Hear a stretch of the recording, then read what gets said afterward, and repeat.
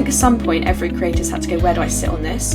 What you feed your horse and how you feed them accounts for half of their carbon footprint. So by being aware of what they eat and where it comes from can help in the most enormous way.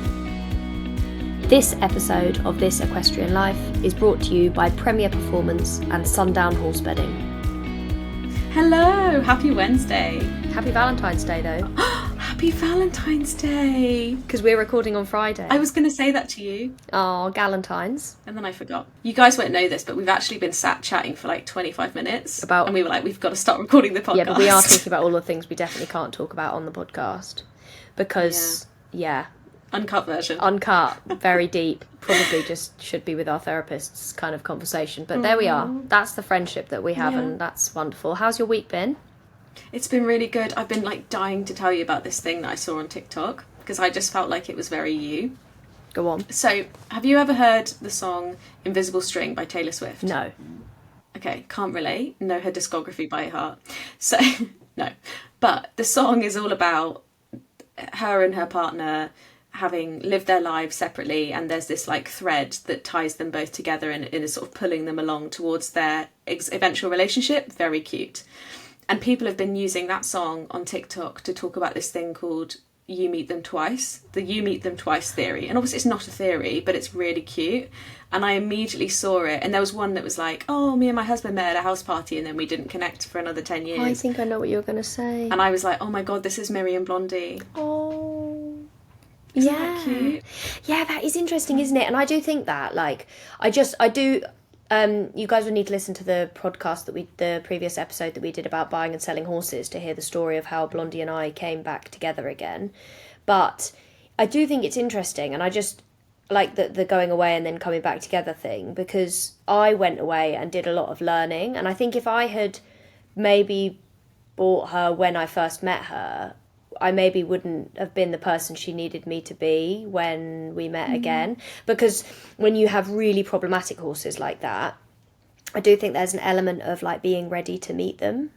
Like you'll meet your teacher when you're ready kind of situation. And, you know, the things that come to you will only come to you at the right time. And if you're not ready, it won't appear, and it will happen when it is ready, and all of those kind of divine intervention things.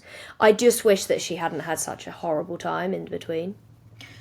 I know, I do, and I knew you were going to say that because we've talked about fate before, and I knew that you were going to say, yeah, but the price of it is this, and that is really hard. Yeah. I do believe in fate as well, and I always think it's quite funny when I think about Harley, because I don't think I said this on that episode because I didn't feel like there was enough time, but we actually called up about Harley about a month before I viewed him. And I spoke to my coach and we'd had all this chat about him, and I was like, I don't think he's our horse, like, whatever, let it go. And then a month later she was at a show with someone that we know who was going on and on about this lovely Irish draft, would be perfect for Rhi. And she calls me back up and she's like, you know that horse that you rang up about?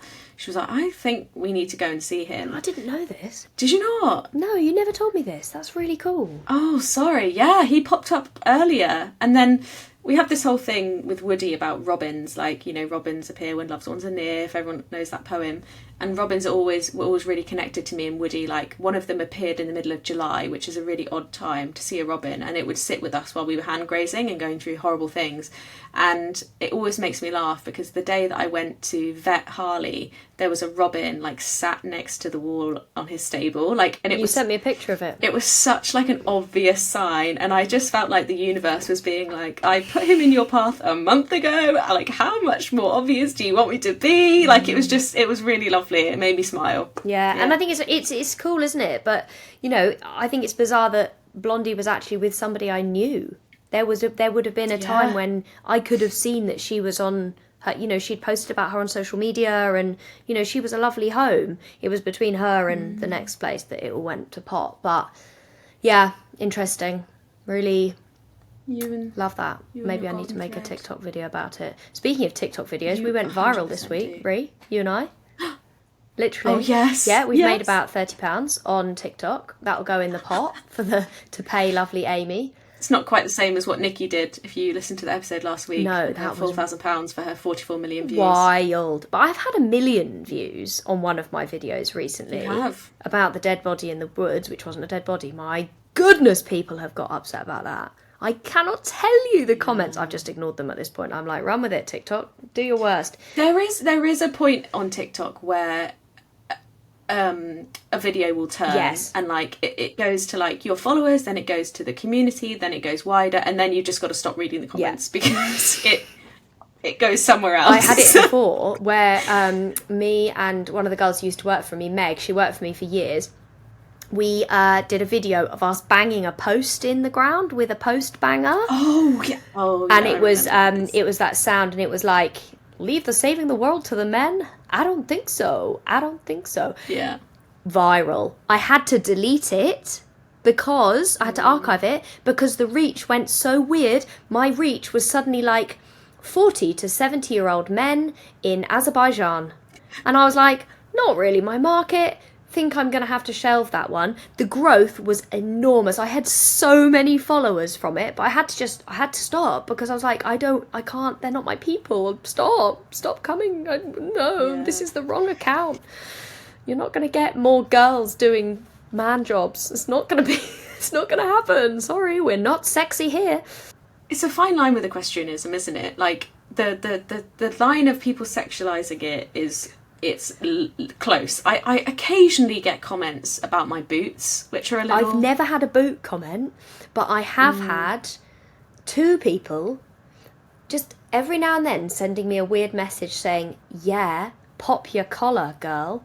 You know, like when you have a polo shirt on, and I'm folding my jumper at the moment just to impersonate it. But sometimes in the summer, I don't know, I've taken my jumper off or something, and the collar will end up sticking up. And these guys, 2 randomly unconnected men, would send me weird messages being like, yeah, pop that collar, girl. And I'd be like, oh God, fold the collar down. Fold the collar down and move away. So weird. Yeah. Some people get it really weird bad, things on though. the internet.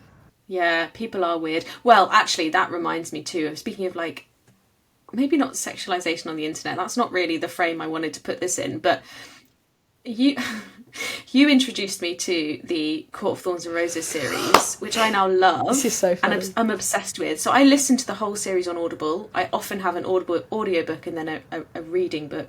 And I love the series so much that I bought it and I'm rereading it like physically. And we have now indoctrinated our podcast producer into this world. I've got to tell you a funny story. We could do a about whole this. episode on Book Talk, but I think people would stop listening. No, I don't think they would because they're all obsessed with it too. So the reason I found out about these books was such ridiculously... I was so misled, basically. So I had two girls that worked for me.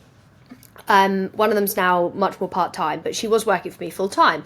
And her, Elle, and Lucy, they won't mind me saying their names, or maybe they will, who knows, 2 girls that work for me, just in case Amy needs to cut that last bit out. They were talking about books when they were mucking out, and I was like, oh my God, I love this so much. This is so wholesome. Like, they seem really good friends, and like, for me, it's so important, like, having a lovely environment for people to work in. Like, horses can be shit and hard work, as we spoke about last week. And I was like, oh, I feel so great about this. Like, they've got a wholesome hobby that they love to come to work to talk about, and I'm so proud of them for that, Anyway, then they suggested that I start reading one of these books. So I was like, sure. They told me nothing, right? So I start reading this first book. Oh my God. Not so wholesome and loving. Smut. Utter smut. I went back to work and I was like, girls, what are you talking about? This isn't appropriate workspace conversation. Like, I couldn't believe it. Great books. But it's absolutely appropriate workspace. Well, maybe it but is. I also take issue with the description of it as fairy smut. Oh. As someone else on TikTok did, they said it's only 4% of some of the books. True. I think one of them is 5, maybe Silver Flames, because that one's pretty raunchy. But like the first book, it's not that smutty. No, it's not. It's good writing. I think it's because it's the only smut I've ever read. It's unexpected. I've never read smut. Yeah, same. Like, it's not been my It is a jump scare if you're not prepared. It was, especially when I suddenly realised my workspace was smutty conversation vibes. It's hilarious. But anyway, yes, and I'm just imagining you like walking past them, and they're like, "Oh yeah, the fairylands and the magic," and you're like, "Oh, how sweet." And then they're like, "Rhysand's so hot." And then they're like, "Yes," and then he got his gigantic from his trousers, and where everyone's like, "What the? This is what?" Oh, hilarious. But so what we were saying was we've got Amy, the producer, into Fairy Smart. We can call it that, even if it's only 5% smart. And she now updates us every now and then on it.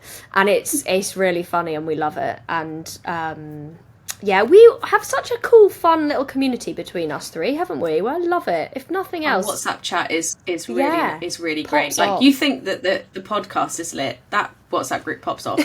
It's great. Lit. Is that a thing we say anymore? Oh, I don't think I've ever said lit, if I'm honest. Maybe I not. missed that. Yeah. I skipped that out. We're going to talk about something slightly different today.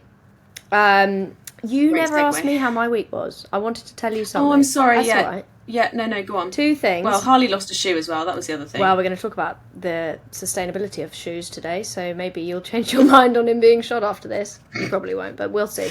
2 things. I got some flowers for Valentine's Day from George, my fiancé, and he's not even here. He's away, and he organised them to be sent, and I just... He's very cute. You shouldn't sound so surprised. No, I'm not surprised. The only reason I'm surprised is it's taken 10 years.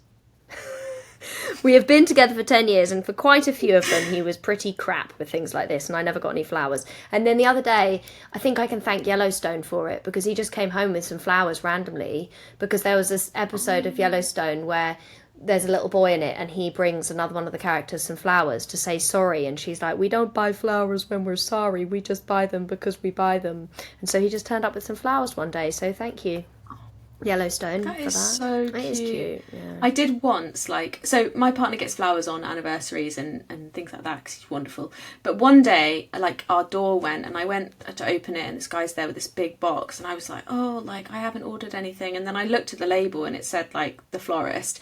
And I nearly called him back and I was like, no, this isn't for us. And then I saw my name and I was like, oh, okay, never mind.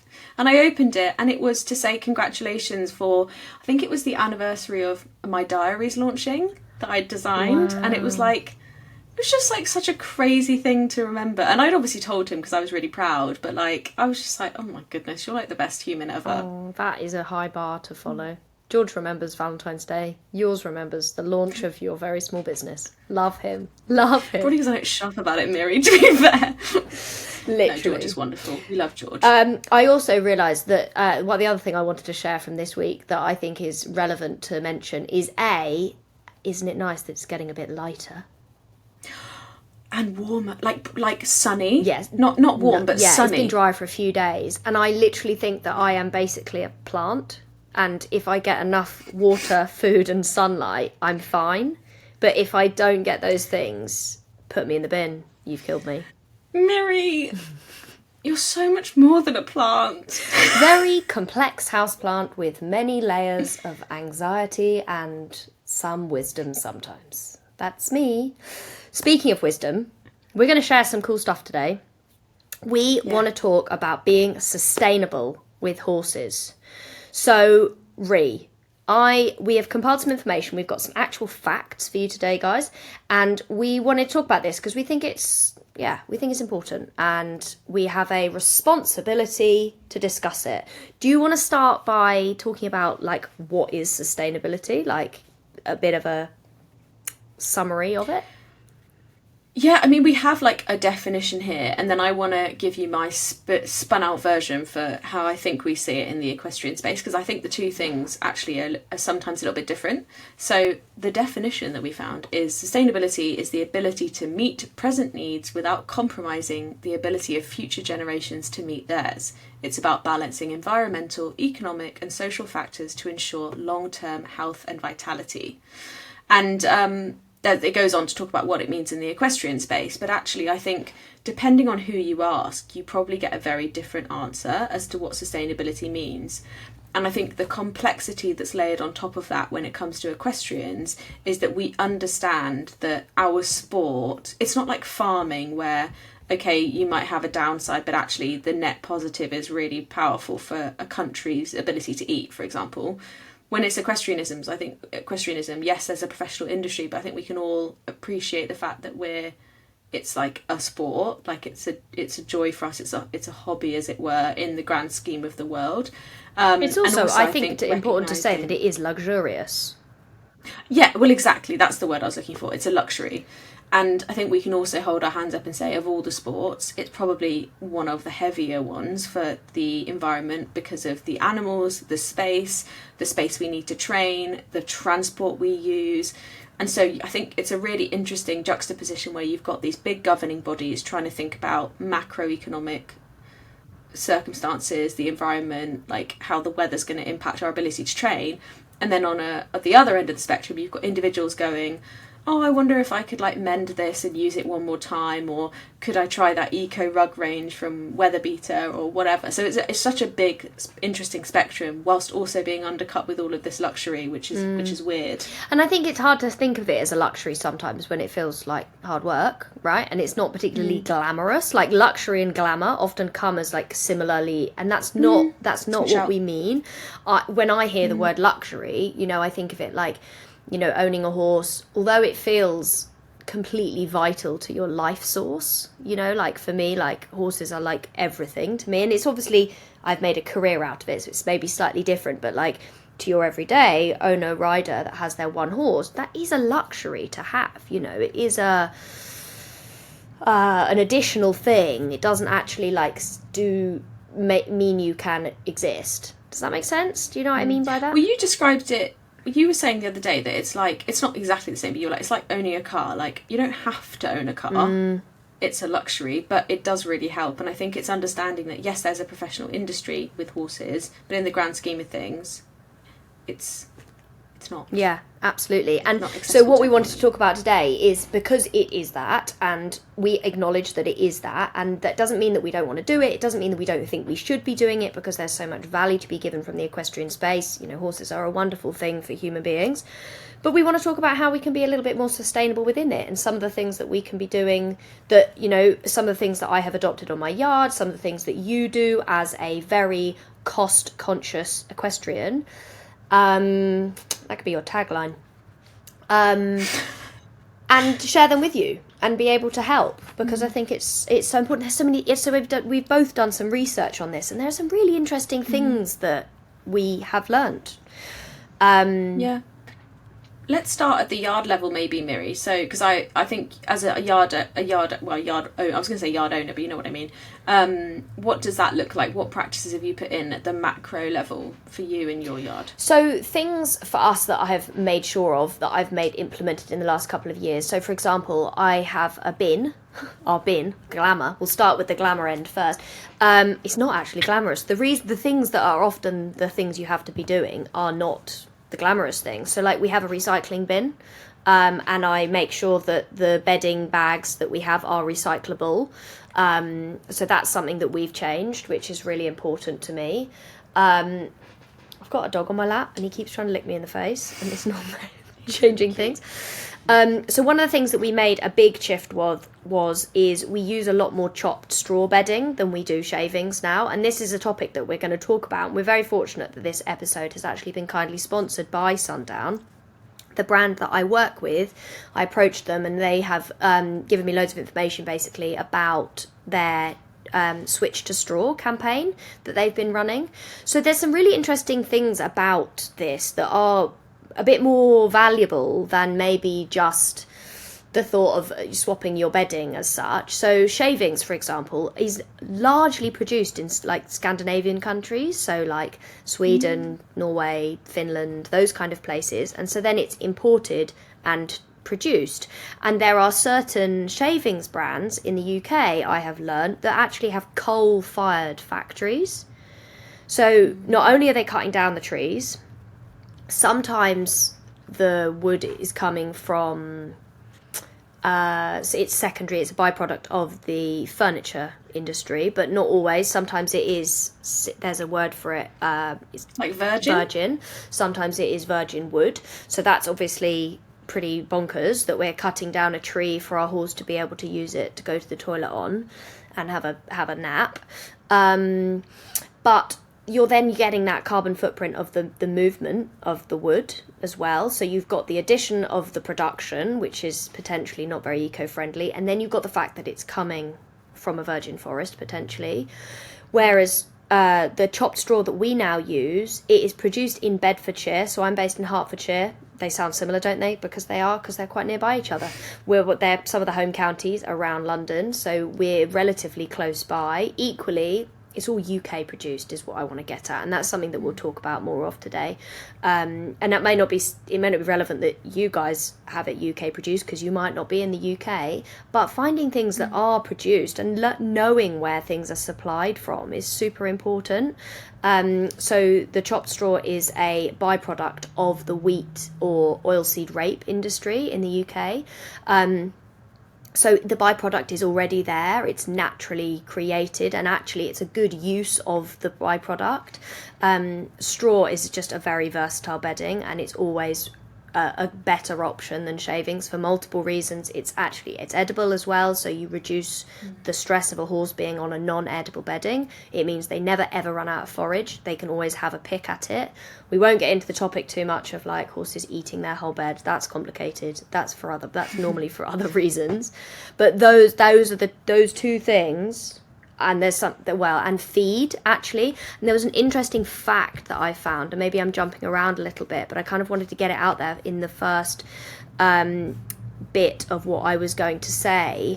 Basically, what you feed your horse and how you feed them accounts for half of their carbon footprint. So by being aware of what they eat and where it comes from can help in the most enormous way. And so I feed British horse feeds, and much in the title, British.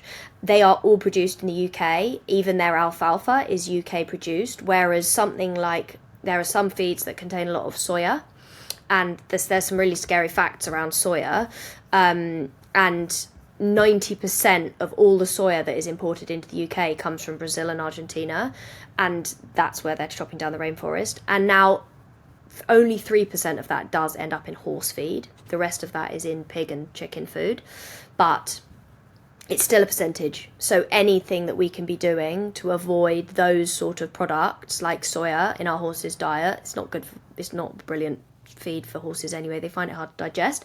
But my point being is I am very aware of those things. So then it means that then I can more sustainably keep the horses on the yard. This episode is kindly sponsored by Sundown Horse Bedding. I'm very fortunate to work with Sundown Horse Bedding, and we have been using their chopped wheat straw bedding, the green Sundown, for a very long time now. I wanted to find a more eco-friendly option than wood shavings. Wood shaving often travel a very long way to get to us, all the way from Scandinavia. All of the Sundown straw that is used in their bedding is from the UK, and it is all grown and produced locally. It is dried in the sun, so it doesn't even have a carbon footprint when it comes to how it is produced. It is double dust extracted, and it behaves in a very similar way to shavings. It is light and airy, it creates a lovely comfy bed. Your horse is actually able to eat it in a small quantity, which means that it's even better and safer for the horse as it doesn't feel restricted by the bedding it's using. Chopped straw is a much easier bedding to work with, it is more hygienic, it comes in easy to use bales with recycled packaging, and it means that you can muck out your horse much more easily, much more quickly, with much less waste. It's so funny because when you were discussing that, I was like, even though I knew we were going to do this episode and I have all my notes, I was like, oh my goodness, I'd never even thought about, because my horse is on straw, but I was like, I'd never even thought about my horse's carbon footprint in relation to the feed that they eat. And I imagine there are other, maybe amateur, maybe not, riders listening to this going, I had no idea I had to think about this.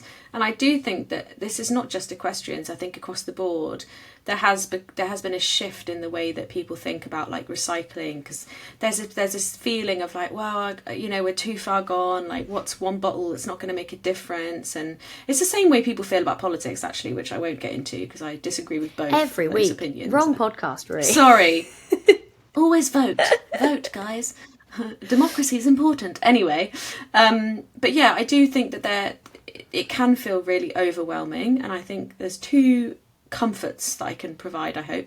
One is that more and more information is available. Most of the time, a decent website or a decent company who's really trying to be more sustainable will shout about it. They will probably have a whole page on their website dedicated to it. So you can find that stuff. Sundown does have that. If you're interested in reading about the sustainability of straw and all of the benefits, then you can find that information on the Sundown website. They're not, it was so good that they wanted to work with us, because they're not just saying chop switch to our straw. They're saying switch to straw. Just consider using a straw bedding instead of a shavings bed, or instead of any other kind of bedding. They're not just against shavings. When I said earlier about brands having sustainability pages, like Toggy has one, for example, biodegradable garment bags, recycled and recyclable swing tickets, printed care labels into garments, traceable and ethical down, very important if you're going to go down that route. Down. Digital catalogues, recycled, recyclable and reused outer card cartons, etc. Like these things, okay, they're not changing the world, but they're better than a brand that's not even trying. That is the key, isn't it? And we've all just got to be trying. If we want to look after the future generations of the horse industry, and of horses, of course, and of, future generations of human beings, then these are the things that we've got to be thinking about, right? These individual actions actually do matter, and we'll get on to some of the things that we do, but I had the privilege of visiting the most sustainable yard in Britain, DIY yard in Britain, with SEIB last year. So cool. And there's a couple of videos on YouTube if you're interested, but it was a really interesting experience because I kind of expected it to be like, not high tech, but you kind of expect things to be a certain way. When you have this view in your head of like sustainable, you expect it to be super different. And actually when I got chatting to the owners, a lot of it was just like common sense, like timers on lights, using rainwater. Yes, they did have solar panels in fields, but they'd set it up in a way that allowed them, I think there was a bit of cross grazing with sheep, so they were using the space. They wanted to make sure that people from the village could afford to use the solar panels and get that electric as well. Like it was really cool, and it kind of made me think, oh, okay, this is not actually like out of reach. Like even if we're leaving a barn and you turn a light off, or you think about, could I use straw, like it doesn't have to be so overwhelming, especially when we get into our individual actions, which I guess is something to talk about too. Yeah, definitely. Because another thing that one of the major factors that plays into how big our horse's carbon footprint is how often we transport them. And I know that you did some research into some electric horse boxes, which is quite cool. Yeah, so before this conversation, I was looking for some of the big institutions' sort of sustainability documents, and British Dressage and British Show Jumping had kind of come together to create this sustainability document, which you can find. Maybe I'll put it in the show notes. And one of the biggest things that they kind of admitted was that transporting horses is like one of our biggest kind of emissions in the industry. And we see conversations all the time around how electric cars can't pull trailers, like they don't have enough power in the engine. I would actually love to know if anyone can disagree this or dispute this, please do email us. But I had a look for electric lorries because I was like, I wonder if anyone's tried to do this. And I found a link to Equitex, but when I went through the link and I looked through the lorry's information, it looked like it wasn't electric, so I sort of wonder whether there's an SEO lag and they've switched back. But I haven't yet found someone who's able to create an engine that is powerful enough to run on electric. Maybe there are hybrid solutions. If you're listening to this and you have one, tell us. But that it is an area that they haven't fixed yet. Yeah, absolutely. And I think that in the meantime, there are definitely some things that we can be doing to reduce the, our like overuse maybe, it's like things like walk when you can, ride a bike when you can, like that's the kind of share. That's more like the human option. You can't really put your horse on the back of a bike. It's not what I meant. I meant more like... No, but that was in the sustainability document. Oh, really? When they talked about like teams kind of sharing lorries and stuff where they can, instead of having like...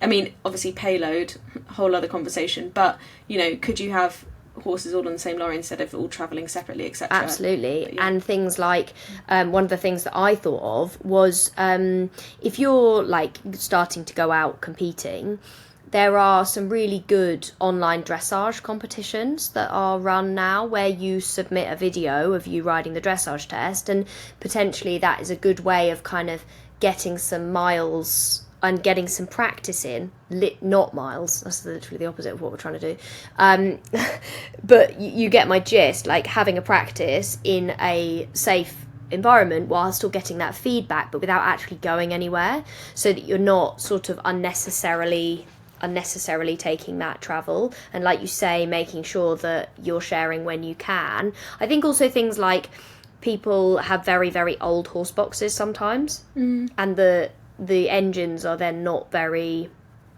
sustainable. So there are a few ways. Do you know... But Sorry. What I thought you were going to say, and this might sound ridiculous because I feel like no one's got, infinite funds, but I actually thought you were going to say when you do go out in your box, maybe you could...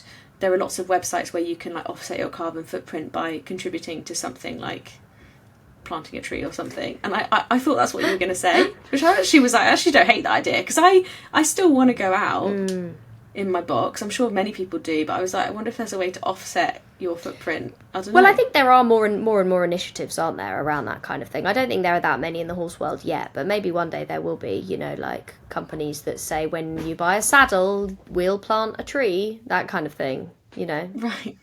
I was talking more about like if there's people on your yard and you could maybe, instead of having 2 old lorries, you both, dispose of them, chip in together and then share a horse box potentially, because the amount that they get used is actually not very much. So reducing your footprint in that respect, I think is really interesting. I think we should go on to talk a bit about like how we can as individuals do things. And I know that we want to talk about like fast fashion. I did some air quotes in the equestrian space because this is something that in the human space I'm really, really conscious of. Like I try so hard not to buy things all the time. So easy now with the power of social media, just to be like, oh, I bought that, oh, I bought this, oh, Amazon, I bought that, I ordered this, da da da da. It's so easy. You can order something on Amazon within about 3 clicks. And I watched that TV program. Did you watch it? About consumerism. The Amazon one on Netflix. And it's really frightening. And I think as horse people, I'm just going to put this out there at the beginning. You don't need the same thing in multiple colours. Ever. One is fine. There's a balance to it. Yeah. There's a balance to it, right? Because you are allowed to enjoy fashion. Like, you are. And I love fashion. I do buy stuff. Put me in my box. No, but I am. I just do need to shut up. You're not. But I think there's a balance because we're all getting better. Like I buy stuff secondhand more than I buy stuff new now, and like I'll try and choose brands. Like the fact that I work with Toggy, I try and choose brands where I think the stuff's going to last a really long time. And I'll come on to actually what that looks like from a influencer point of view, because I think that's also a predicament. If you have, and important to remember when you see influencers talking about it, the what that relationship actually is like. Yeah, definitely. Keep going.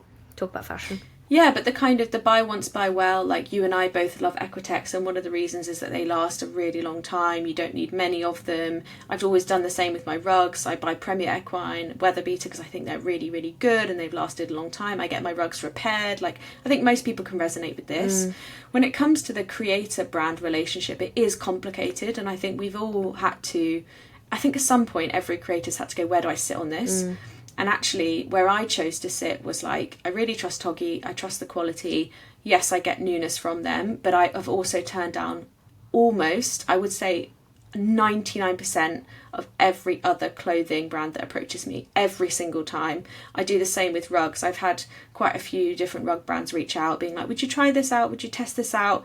And I'd say, no, I don't need rugs. Actually, I'm okay, unless I need a new one. I try to be really careful about what I put in front of my audience. And actually, more recently, what I have started doing is where if I am getting a replenishment of a pair of breeches or something, that I, quote unquote, sell the old ones on my Instagram, and then I give that money to Red Wings, the charity that I work with. So there is a cyclical relationship, and it's a balance. I work in marketing, and businesses are businesses. They have to make money. There is going to be newness of product, but there are brands that I won't work with because I think that they are bringing out way too many things in too many variations at too frequent a rate. Absolutely. Yeah, definitely. And I think that's the kind of the thing with fast fashion, right? It's like, it's not quite single use, but it's not going to last you a really long time. And like, I shop in charity shops as much as I possibly can. And I think that, almost doing the same thing in the horse space is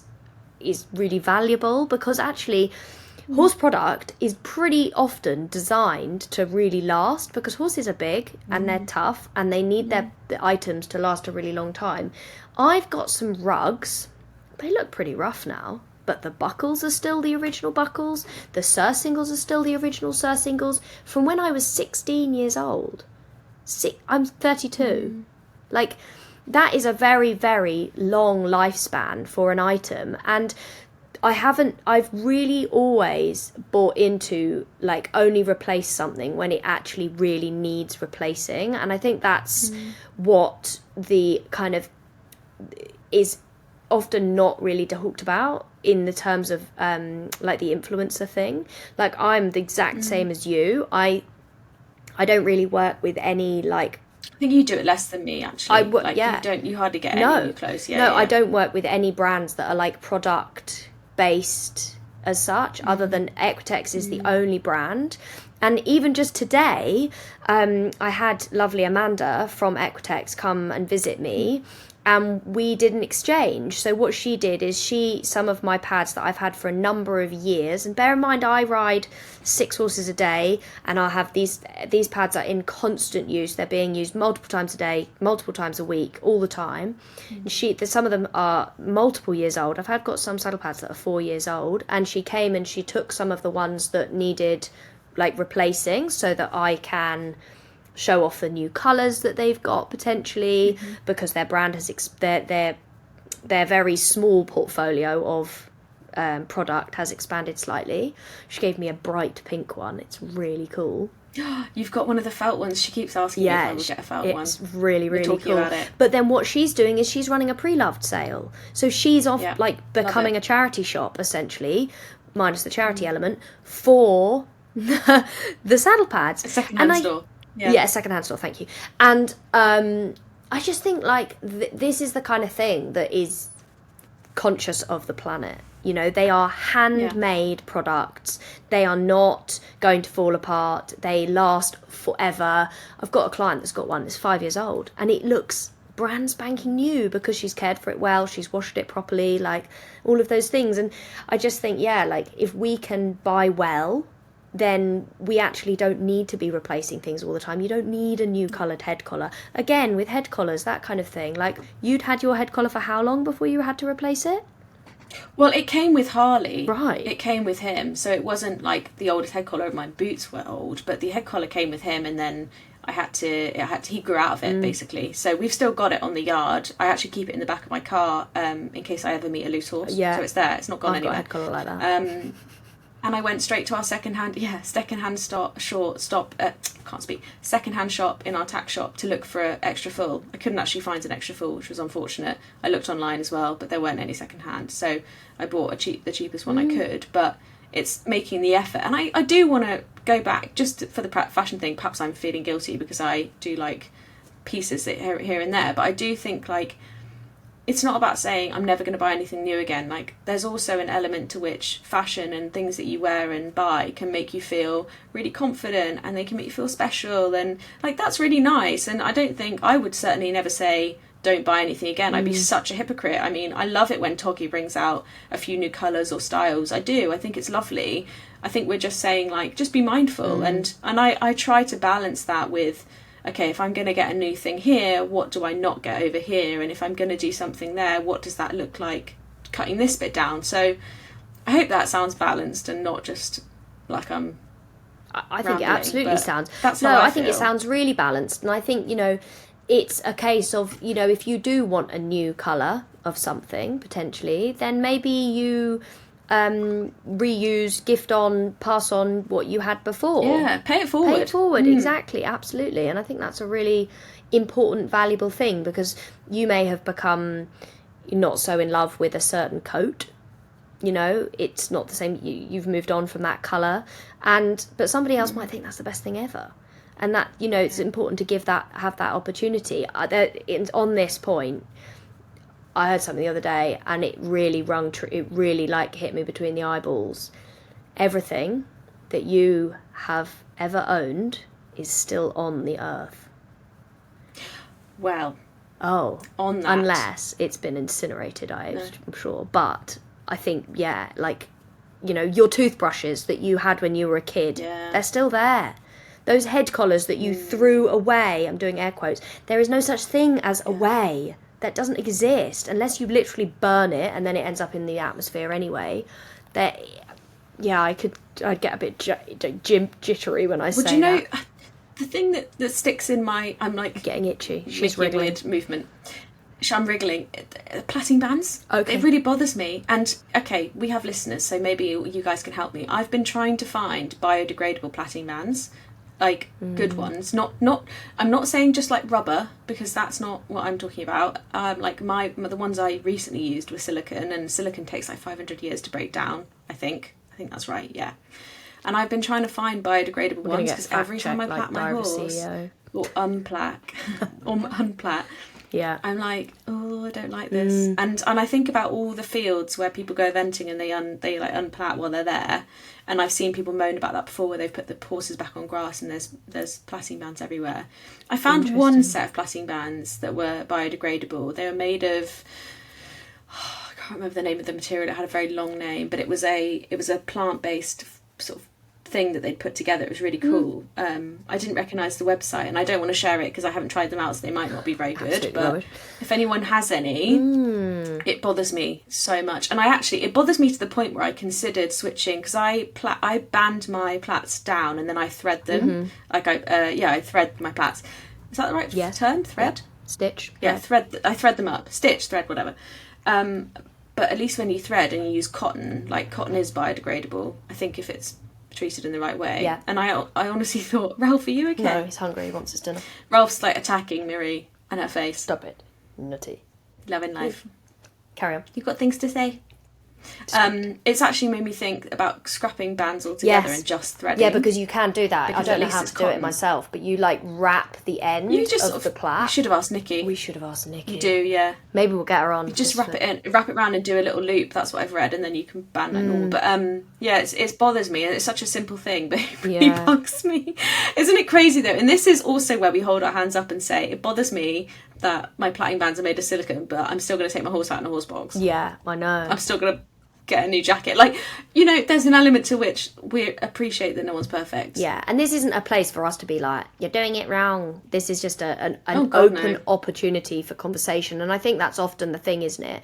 You know, you can't take everything that you hear and run and do the things that they're saying, but if it helps spark a little bit of maybe I'll consider that. And actually, I have had a few conversations recently with people, going back to the bedding thing, where I've created some content for Sundown around the Switch to Straw campaign, and I've had people sending me messages like, I've switched, I can't believe I didn't do this sooner, the product is so fantastic and it's so much easier to muck out and there's less waste. And I think that's the key, isn't it? Like, can we just produce less waste in every way? Less mucking out waste, less plastic waste, smaller, like they changed the size of their bale, they made it more compact so they could use less plastic in the wrapping and stuff. Like, let's all find these companies, and shopping with a smaller brand is often a really good way of doing this, right? Like, that's such a good shout, actually. Local, small business, they will often be thinking about how things are made and what that footprint is like. These big corporations,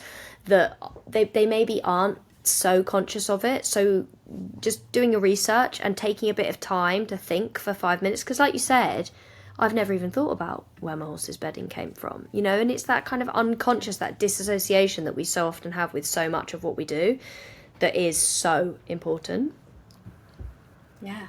And also, just because the hot chocolate thing went down so well in episode 1, reusable cups. I have 2 and I love them both. My thermos, you really can't do better than a thermos. Well, in my opinion, I'd say Yeti is pretty up there. I've never had a Yeti. They do look great. I like the soup bowls. The soup bowls. Never had one of those. Who's gonna win? Will it be Yeti? It's the Yeti, like, Will it's it like be soup shape? We've got a few Yeti mugs. They're really good in the dishwasher. Is a thermos good in the dishwasher? I don't have a dishwasher. So... What? Oh, look at who's more sustainable now! I don't know, actually, if using one dishwasher cycle is more sustainable than doing a lot of washing up. Who knows? No, I don't know. Find out next week on This it. Equestrian Life when we work out whether the dishwasher is sustainable or not. Is this dull as dishwater? Who knows? Let us know in an email. Give us a 1-star review if you think we're boring. Please don't. It really affects my mental health. I read a stat the other day that said it was from a brand, and they were basically saying someone had like unsubscribed, and they were like, oh, it's fine that you're going because actually you're helping save the planet. And someone had shared the screenshot, and I'd never thought about this, but apparently 500 unread emails can contribute 150 grams of CO2. Now, in the grand scheme, 150 grams isn't even like a decent sized chocolate bar, but yeah, it's still like these tiny things. Like, that's one thing you can do. Go into your inbox and unsubscribe from all the things you don't read anymore. I have so You're many. already helping the planet. I have so I swear to God, I unsubscribed from the same company like 3 times and they've still got me, and I have no idea what happens. Well, that's very naughty. That feels like a very not okay thing to do. Yeah, probably not. If you're looking for a simple way to support your horse's confidence, try Premier Performance Calming Cookies. Competition legal, magnesium free, and easy to use when you need them. Because a calm horse is a happy horse. Find out more at premierperformance.uk. So we've gone into the micro there, but one macro level thing around sustainability that has become quite trendy in a weird sort of way. I always hate the word trend when it comes to sustainability, but I think it's true for this, is track liveries, and being partly born out of an understanding that maybe our landscape isn't sustainable for horses long term because of the way that Britain is set up, with grass designed for dairy cows, for example, and dairy farms that have become livery yards, but also because of the weather and the climate and the wetter winters and therefore not having enough grazing. And that is quite an interesting thing. I had a conversation with someone last year who runs a track livery, and there's lots of elements to it, but it's quite an interesting proposition actually for the future. I can definitely see that being adopted, but I know that like you've done a bit of research in that area and it's actually very like expensive and hard to set up. So what are your thoughts? When I did the research for this podcast, I read about something called sequestration.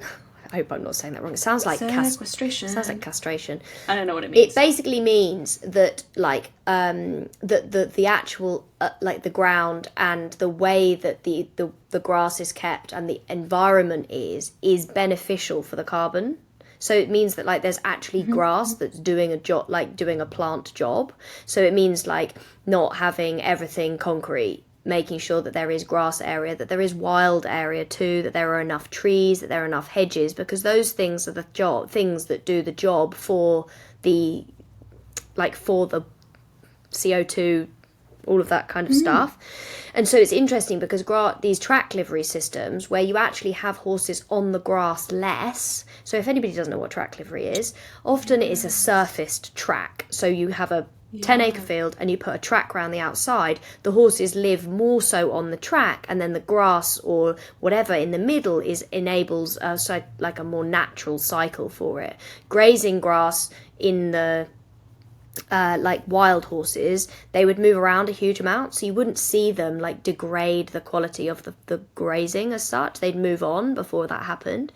So thinking about how, the wider picture of like how the yards are managed and how that then affects the environment that they have around them is very important. So actually having a track can make then the whole environment more eco-friendly because it's not overgrazing the patch of grass that you have got. So it's a very interesting thing. I'd love to have a track. I think I'd love to have a track and some not track, like have the option. It can be quite a difficult thing. You have to have everybody on the same page with it. Like if you think about your yard, for example, your livery yard, all 20, I don't know how many horses, but all 20 horses would have to be able to be integrated into a herd, essentially. Or smaller groups, and then you have multiple tracks. So for livery yards, it's a very difficult thing, but there is definitely space, I think, within the livery yard management side of things where the way that we manage the grazing and the way that we manage the whole property can be better for what we're talking about. Plant trees where you can plant them. There are actually a friend of mine who just built an amazing yard. It's like a fund, what's it called, when the government... government grant, the grant from initiative, a grant from the government for trees. So she was given a lot of small trees, saplings, and then she's planted them all over her property. And the government are keen to encourage this kind of thing, and so there are places where we can do better like this, where we can have more trees and have less overgrazed areas, and make sure that we're looking after the environment around it. And that for me was something that feels like sustainability that we discussed at the beginning. Like, what does sustainability mean to you? And for me, it's like how much of what I do impacts the local area of where I'm doing it. So like when my garden feels more in control, doesn't it? Yeah, exactly. And you feel more like okay with doing it because it's not having a big impact on the area that you're doing it in. Like, I hit owls outside my house, and owls in the UK. Owls? You okay? You alright? I thought you just said I hit owls all the time outside my house with a baseball bat. And I was like, what did you just say? So I have this game where I go into the woods and I hit the owls, and it's fantastic. Yeah, give them a good whack, and then I feel much better about myself. No, in fact, the opposite. I hear the owls, and I love that they're there, because that tells me that the environment in which they're, that it's sustainable, because there are small mammals and they're able to, the whole ecosystem. It's not just us, these big humans that stomp about and make a big mess. There's so many other beings that we need to consider, and so the way that we keep our yards can support that too, having area of wildflower and native hedging and trees and not overgrazed grass and all of those things. So yeah, one day I'm going to have like a really eco-friendly yard. I rent my current yard and I can't like make huge changes to it. One day, Rhi. I know. I can see it. It's going to be a Hackett paradise. I hope so. Hackett paradise. What a dream that would be. I can see it.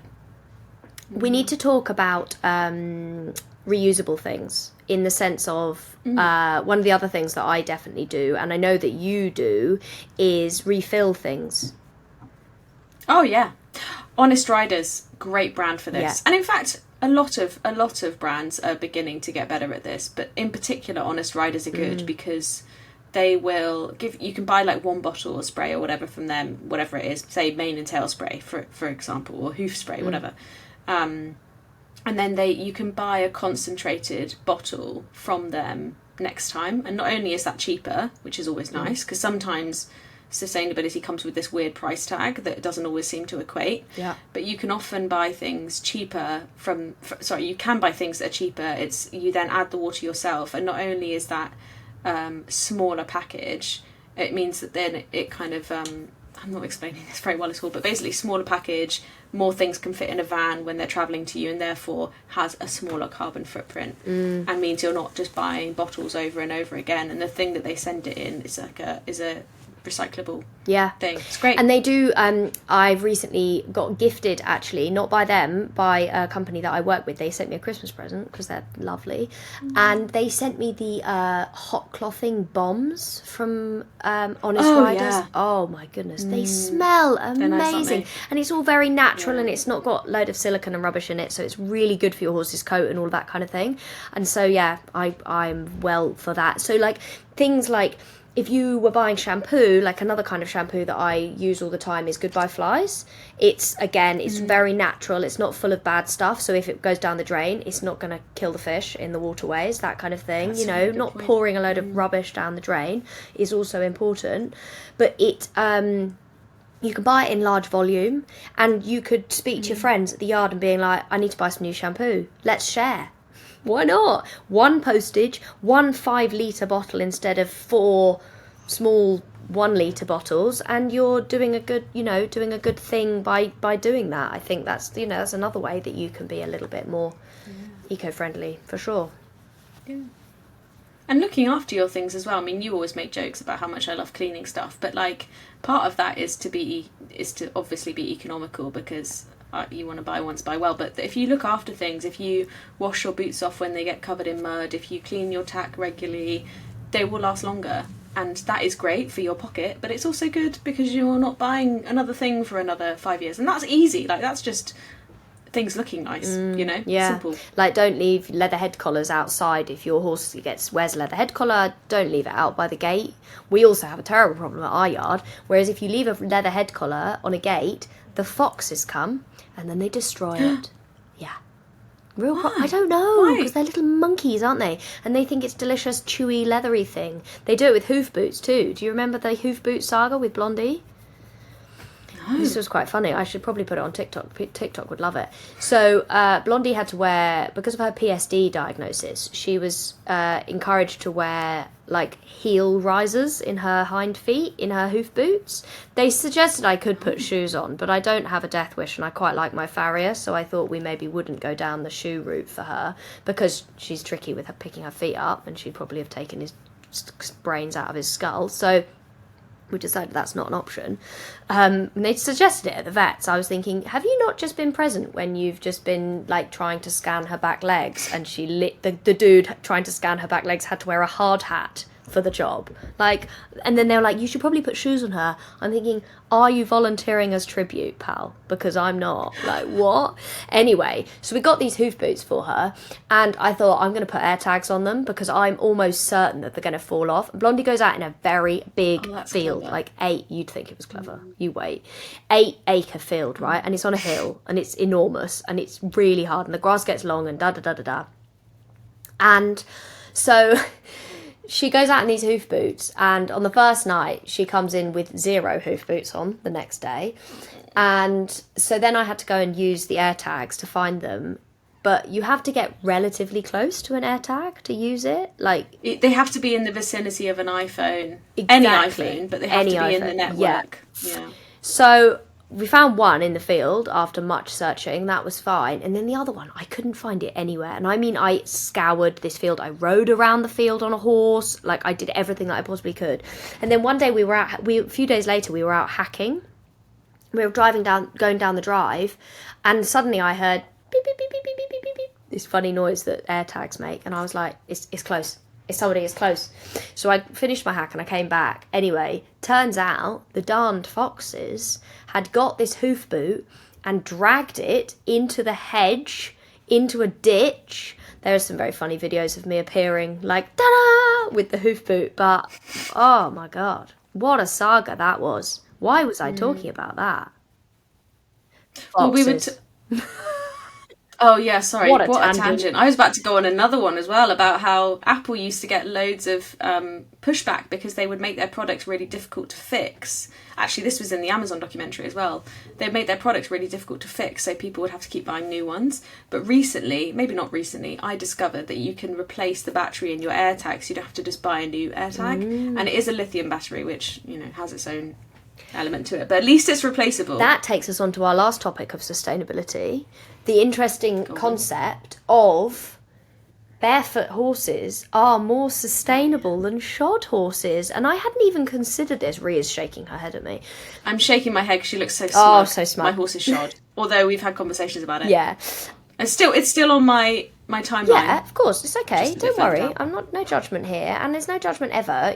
We are all doing the best we can until we change, do better or whatever it is. So it's not. I'm not saying that you're not doing a good thing. That sounded like I was saying you were not doing a good thing. Anyway, having your horse. Miri knows that my horse lost a shoe this morning, and she's looking at me like, wah ha ha ha ha. My horses never lose their shoes. They just lose their hoof boots, and then they get stolen by the foxes. So there we are, full circle, a little bit calmer for me there. But that it's interesting that even, having your horse barefoot, if your horse doesn't need shoes, and I talk about this a lot with people, like I have clients' horses come in for training livery and their horse is fully shod, and I will say to them, why are they shod? And they say, I don't know. And I'll say, your horse has very good, healthy looking feet. Maybe your horse doesn't have very healthy looking feet. Maybe the foot quality has started to degrade. Maybe the heel function is starting to go the wrong way. The heel is collapsing. The balance isn't very good. Da da da da da. Would you consider your horse becoming barefoot? And when I was doing my research for this podcast, we will talk about barefoot horses one day, and I think we should get a specialist on, you know, a couple of different viewpoints on it, because I think it's so super interesting. But, you know, shod horses, they require steel, and steel comes from iron ore, and that has to be mined. And so there's like a whole, you know, how far do you want to go, basically, with the sustainability point, is how far do you want to go, and how far, you know, actually do you need your horse to be wearing shoes? Could you reduce that? Because that is then going to reduce the amount of iron ore being mined, the carbon footprint again, and it's all of these small things that we can be doing, if we can do them, to make a difference. Yeah. And the other thing you told me the other day about barefoot horses is they don't churn up the paddocks so much. Oh my God, so no. that's Life-changing. an element to this when the weather changes. Yeah, definitely. Like, I definitely see that. You have a horse out in a field that wears shoes, and they make such a mess, and then you no shoes, and you don't see such a deep impact. And it's like literally the footprint is smaller, and that's the whole point of the podcast today. What a way to end. You pro. We are really enjoying talking to you guys about this, and we are just, wanted to say thanks so much, basically, for all the feedback and the lovely comments and the messages. If ever you have a question for us, then please do send us an email or send us a DM on Instagram. Well, I've really enjoyed this conversation, actually. I'm going to be vulnerable for a second. I was really nervous about this one. Like, normally with our conversations, I like feel really comfortable and I'm like really excited. This one made me really nervous, and I think it's because sustainability comes with it. There's a real sense of like impending doom and also judgment, and finding the balance for yourself. Like I said, we do this because we love it. We wear certain things because they make us feel a certain way. We take our horses to competitions because we want a goal, and yet we know that these things have impact, and therefore what does it look like to discuss the balance and to discuss that without feeling judged. And so this has been a really helpful conversation, actually. I hope other people feel the same about that. It is about balance. Yeah, and I think it's also in those moments when we feel a bit like unsure of something, it's so much around just learning more information. And I think for me that has been such a big part of how I keep the horses and how I run my yard, is it's just learning. And like I was saying earlier about the barefoot thing, like when we know better, we do better. And if we can be a space for people to come on and learn something new about, you know, being conscious of where your feed comes from, because it has an enormous impact on your horse's carbon footprint. Being mindful of maybe the bedding that you're using, being conscious of the refill packaging, not necessarily buying the brand new colour, or if you really want to, maybe sell something so that you can pass on that. You know, just to summarise it a bit, I think it's just about learning more and being okay with being like, my God, I used to do that. That was not great, was it? And now look, I do this and I do differently. You know, nobody used to recycle. And now look at us all. Yeah. I have 2 bins. Well, now I've grown up. But you know what I mean? It's all about just learning. Yeah. And me and Rhi had some conversations before this episode, and she was like, oh, I don't know if we got enough information. And I was like, you know, it's going to be okay. We're going to just talk about it because we're just human beings, and that's what we're here to do. You know, we're not here to be perfect, and there'll be things that we're doing that aren't great, and there'll be things that we're doing that aren't totally sustainable, but we are trying, and we're very aware, and I think that's the best we can do. I love that. We're here to be your friendly neighbourhood humans. Exactly. And somebody commented, didn't they, the other day, and they said it just feels like 2 friends catching up. And I think we really nailed the brief on that. And I hope that you're 100%. Enjoying being part of our conversations. 3 friends catching up. That's the thing. 3 friends catching up. And we hope that if ever you feel like there's something you want us to talk about, that you will reach out and let us know. And we look forward to continuing to share. We're having so much fun. Yep. Notes are in the show notes. Everything else you need is there. Chapters are there. And we look forward to catching up with you next week. Take care, guys. Speak to you soon. What? That's Bye. not... No, you can't finish like that, Miriam. What? You can't say take care, speak to you soon. Just a little vomit. Why not? It sounds so weird. I love it. I don't think I should be... I'm overthinking it. But anyway, she's got a job today, hasn't she, Amy? Our brains. Thank you so much for listening, guys. And we will see you next week. See you next week. Bye.